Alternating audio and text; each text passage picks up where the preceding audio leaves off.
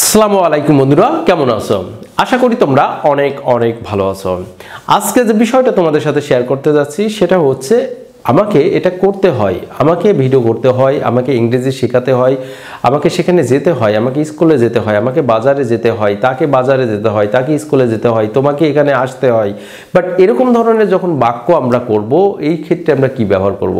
তোমরা তো জানোই এর আগে তোমরা যে সব অ্যামিজারের ব্যবহারটা করেছো, যে অ্যাম ইজ আর, এগুলো হচ্ছে হয় এবং আসি অর্থে ব্যবহার করা যায়। বাট আজকে আমরা কিন্তু অ্যাম ইজ আরের ব্যবহার করব, বাট অ্যামিজারের পরে আমাদের কি থাকবে সেটা আমরা দেখে আসি। যাক বন্ধুরা, তোমরা যারা এখানে যেতে হয়, সেখানে যেতে হয়, এটা করতে হয়, সেটা করতে হয়, এরকম ধরনের ইংরেজি বাক্যগুলো শিখতে চাও, তাহলে প্রথম থেকে এই ভিডিওটা লাস্ট পর্যন্ত দেখো, তাহলে তোমাদের আর কখনোই সমস্যা হবে না।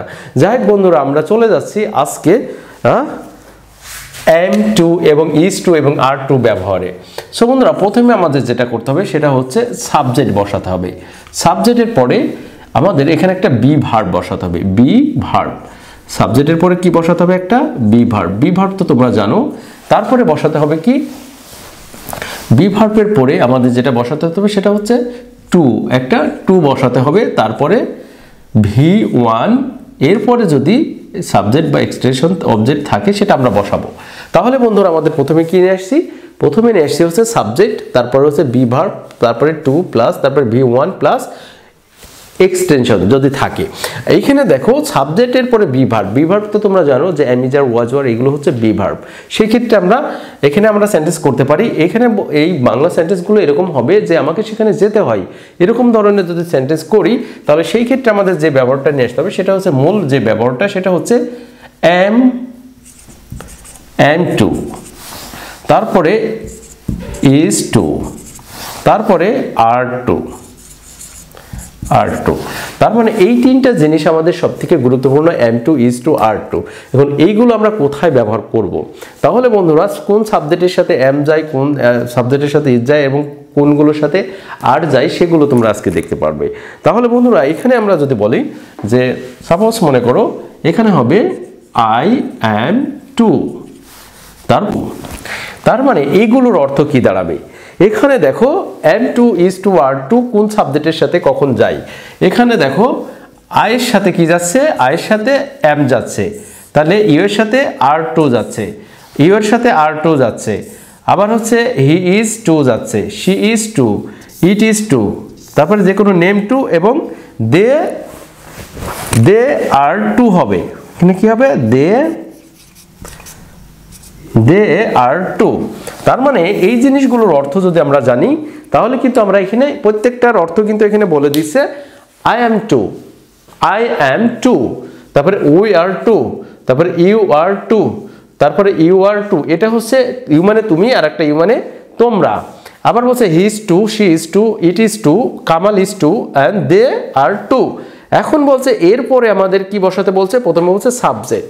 এখন সাবজেক্ট আমরা বসাইছি, এখানে আই একটা সাবজেক্ট, বি ভার্ব হচ্ছে এগুলো am is are, was, were. কিন্তু আমরা এখানে শুধুমাত্র আজকে ব্যবহারটা শিখবো কি এম ইজ আরের ব্যবহারটা আজকে আমরা শিখবো।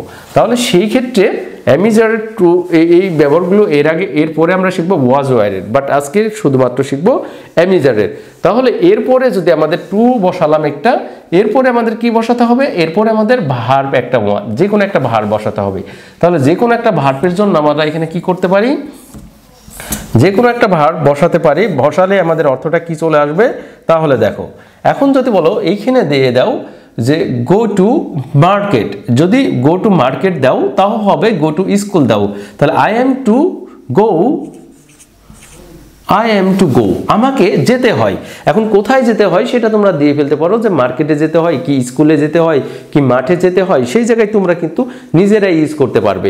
তাহলে আমরা এখানে একটা ভার্ব দিলাম, শুধুমাত্র এক জায়গায় একটা ভার্ব দিলাম। এই ভার্ব দিয়ে আমরা শুরু করব যে আসলে কত জায়গায় আমরা এটা ব্যবহার করতে পারি। তাহলে গো মানে কি? গো মানে যাওয়া।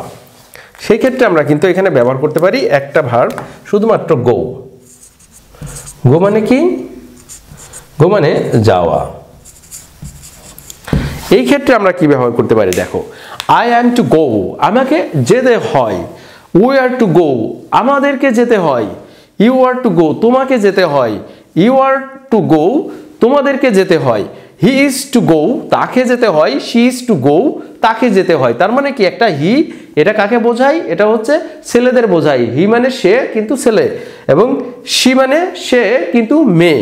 শি ইজ টু গো, তার মানে এখানে আমরা ব্যবহার করব প্রত্যেকটা জায়গায় আমরা গো দিই, তাহলে শি ইজ টু গো তাকে যেতে হয়, ইট ইজ টু গো এটাকে যেতে হয়, কামাল ইজ টু গো কামালকে যেতে হয়, আবার দে আর টু গো তাদেরকে যেতে হয়।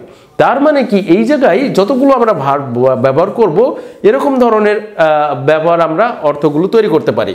এখন আসো আমরা যদি গো দিয়ে তৈরি করলাম, এখন যদি বলা হয় ইট, ইট দিয়ে আমরা যদি বাক্য তৈরি করি তাহলে কি হবে?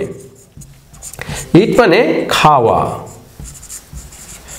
সেই ক্ষেত্রে আমরা এখানে ইটটা ব্যবহার করি। এবার ইট মানে কি? ইট, এখন আমি বলছি না যে ইট এর পরে যে কোনো একটা অবজেক্ট বা এক্সটেনশন তোমরা বসাতে পারো। যদি বলো যে I am to eat, I am to eat আমাকে খেতে হয়, তোমরা যদি এই জায়গায় বলো যে I am to eat rice আমাকে ভাত খেতে হয়, I am to eat chicken, সেখানে তোমাকে চিকেন মানে মুরগির মাংস, তার মানে কি মুরগির মাংস খেতে হয়। কখন খেতে হয়? I am to eat chicken কখন? অ্যাট নাইট, রাত্রে খেতে হয়। সেক্ষেত্রে কিন্তু তুমি বলতে পারো I am to eat chicken at night, অথবা I am to eat chicken in the morning, সকালে খেতে হয়, সেক্ষেত্রে ব্যবহার করতে পারো। তাহলে আমরা ইট দিয়ে এই বাক্যগুলো, এখানে আমাদের কয়টা সাবজেক্ট আছে? 1 2 3 4 5 6 7 8 9, 9টা সাবজেক্ট আছে। 9টা সাবজেক্টের ক্ষেত্রে কিন্তু আমরা ইটটা ব্যবহার করব। তাহলে আই এম টু ইট, এরপরে তোমরা অবজেক্টটা তোমরা বসাই নিবা। তাহলে আমাকে খেতে হয়, তাহলে আই এম টু ইট আমাকে খেতে হয়। তাহলে আমাদেরকে খেতে হয়, তাহলে কি হবে? উই আর টু ইট, আমাদেরকে খেতে হয়, উই আর টু ইট। তারপরে বলছে তোমাকে খেতে হয়, you are eat, you are to eat, তোমাদেরকে খেতে হয়, ইউ আর টু ইট, তাকে খেতে হয়, হি ইজ টু ইট, তাকে খেতে হয়, শি ইজ টু ইট, এটাকে খেতে হয়, ইট ইজ টু ইট। তারপরে কামালকে খেতে হয়, কামাল ইজ টু ইট, এবং তাদেরকে খেতে হয়, দে আর টু ইট। তার মানে ইট দিয়েও আমরা ব্যবহার করলাম। এখন যদি বলা হয় টিচ, টিচ মানে কি? শেখানো, TACH, তাহলে এখানে শেখানো, শেখানো। সেই ক্ষেত্রে আমরা কি ব্যবহার করব? এখানে যদি আমরা টিচটা ব্যবহার করে থাকি তাহলে TACH, এখানে টিচ মানে শেখানো, তাহলে আমাকে শেখাতে হয়।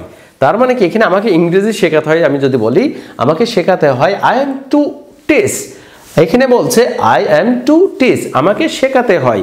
কি শেখাতে হয়? আমি যদি বলি আমাকে ইংরেজি শেখাতে হয় তাহলে কি বলবো?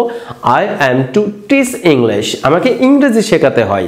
তারপরে এখানে বলছে সবগুলো সাবজেক্টের সাথে যদি আমরা টিচটা দিয়ে দিই, I am to teach English, we are to teach English, আমাদেরকে ইংরেজি শেখাতে হয়, you are to teach English, তোমাদের ইংরেজি শেখাতে হয়, তোমাকে ইংরেজি শেখাতে হয়, you are to teach English, তোমাদেরকে ইংরেজি শেখাতে হয়, he is to teach English, তাকে ইংরেজি শেখাতে হয়, she is to teach English, তাকে ইংরেজি শেখাতে হয়, it is to teach English, এটাকে ইংরেজি শেখাতে হয়।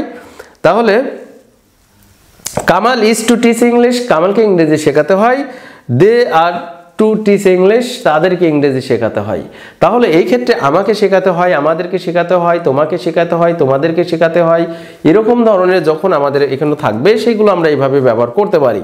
তাহলে বন্ধুরা যদি এরকম টিচের পরে যদি অসংখ্য তোমরা সেন্টেন্স আমাকে পানি পান করতে হয়, সেই ক্ষেত্রে যদি বলো ড্রিঙ্ক, DRINK, ড্রিঙ্ক মানে পান করা, সেই ক্ষেত্রে কি দিবা? সেই ক্ষেত্রে দেখো যদি বলা হয় ড্রিঙ্ক মানে পান করা, তাহলে এখানে যদি আমরা ড্রিঙ্ক দিয়ে দিই তাহলে কি হবে? আমাকে পানি পান করতে হয়। ড্রিঙ্ক মানে আমাকে পানি পান করতে হয়। তো এখানে ওয়াটার আমরা দিই নাই, শুধুমাত্র ড্রিঙ্ক দিয়েছি। প্রত্যেকটা ক্ষেত্রে আই অ্যাম টু ড্রিঙ্ক, আমাকে পানি পান করতে হয়। তাহলে we are to drink water, তার মানে কি আমাদেরকে পানি পান করতে হয়, তোমাকে পানি পান করতে হয়। তাহলে কি হবে? You are to drink water, তোমাকে পানি পান করতে হয়। তারপরে তোমাদেরকে পানি পান করতে হয়, তাহলে you are to drink water. যদি তাকে পানি পান করতে হয়, he is to drink water, তাকে পানি পান করতে হয়, she is to drink water, it is to drink water, and Kamal is to drink water, they are to drink water. তার মানে অসংখ্য এই V1টা দিবা, V1 মানে ভার্বের প্রেজেন্ট ফর্ম। তার মানে কি আই অ্যাম টু এর পরে যে ভার্বটা বসবে সেটা হচ্ছে ভার্বের প্রেজেন্ট ফর্ম বসবে। তার মানে কি কোনো কিছু করতে হয় বোঝাতে আমরা কিন্তু am to, is to, are to ব্যবহার করতে পারি। এখানে দেখো যদি বলা হয় যে আমাকে ইংরেজি শিখতে হয়, তাহলে কি হবে? আমাকে ইংরেজি শিখতে হয়, আমাকে ইংরেজি শিখতে হয়, শিখতে হয়। তাহলে সেই এই ক্ষেত্রে কি হবে? আমাকে ইংরেজি শিখতে হয়, তাহলে প্রথমে আমরা যেটা ব্যবহার করব সেটা হচ্ছে আই, তারপরে এরপরে am, তারপরে টু। তাহলে আই অ্যাম টু লার্ন, আমাকে শিখতে হয়, তাহলে কি শিখতে হয়? English.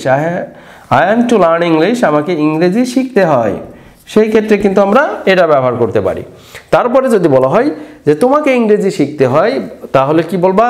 You are to learn English, তোমাকে ইংরেজি শিখতে হয়, সেই ক্ষেত্রে ব্যবহার করতে পারো। সো বন্ধুরা, এরকম অসংখ্য সেন্টেন্স যদি তোমরা শিখতে চাও, তাহলে শুধুমাত্র am to, is to দ্বারা এই সেন্টেন্সগুলো করে ফেলতে পারো, am to, is to এবং are to। তার মানে কোনো সাবজেক্টকে একটু জোর করে বলা হচ্ছে যে আমাকে এটা করতে হয়, আমাকে সেখানে যেতে হয়, আমাকে